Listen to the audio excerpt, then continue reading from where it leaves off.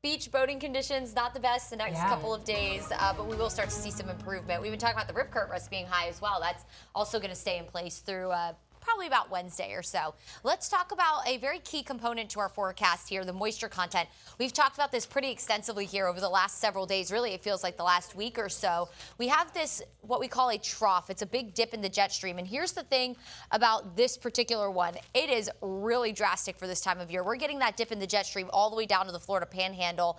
Ahead of that, we have this southwest wind that's just pumping in tons of tropical moisture across the area. That front, that trough, adding a little extra lift to give us our very stormy pattern that will continue through tomorrow, it looks like. But then this all starts to lift north. Our wind shifts back out of the east, and we'll go into a more typical summer-like pattern going into the back half of the week. So a couple of very rainy days ahead, and we will stay unsettled through this upcoming week, but we will be able to get rid of our weather impact alerts after today. Here's a look at the excessive rainfall outlook. We are watching again for the chance for flash flooding, especially along the Nature Coast, but notice parts of Pinellas County into northern Hillsborough, including the city of Tampa.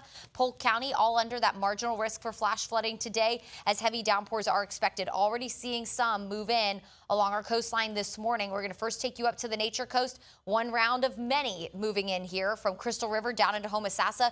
Very heavy rain impacting Highway 19 this morning, moving into Sugar Mill Woods. We also have some heavy rain moving right along the coastline from Pasco County down into Pinellas County, Newport Richey getting in on that rain. Pretty much the extent of Highway 19 from Citrus County into Pinellas County impacted by heavy downpours right now.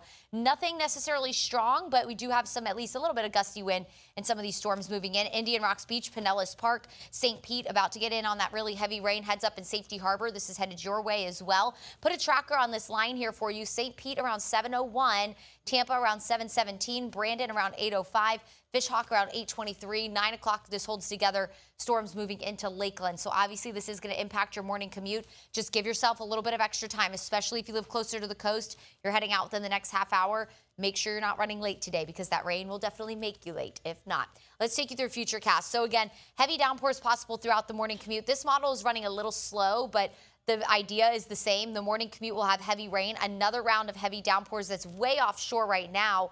That's going to move in early in the afternoon. That's going to increase that flooding threat to get more rain this afternoon. So again, that flash flooding will be a possibility, especially from Tampa and areas north. Tomorrow, we'll watch for maybe a few showers in the morning along our coastline. And then notice both tomorrow and Wednesday, inland areas definitely not picking up near as much rain. That southwest wind will continue, and that really favors our coastline in terms of rain for the morning, both Tuesday and Wednesday. Rain chances remain fairly elevated back half of the week before we finally start to dry out just a touch, it looks like, on Friday. But August, we're only 3 days in, and we're off to a really good start in terms of rainfall here in the Tampa Bay area. So hard to complain, but you do need to use a lot of caution, especially with that flooding threat. Notice all the rain from Tampa and areas north, low to mid 80s, but south of town where you won't have quite as much rain today, closer to 90 in terms of temperatures. Highs will go back into the 90s late week, which is where we should be this time of year.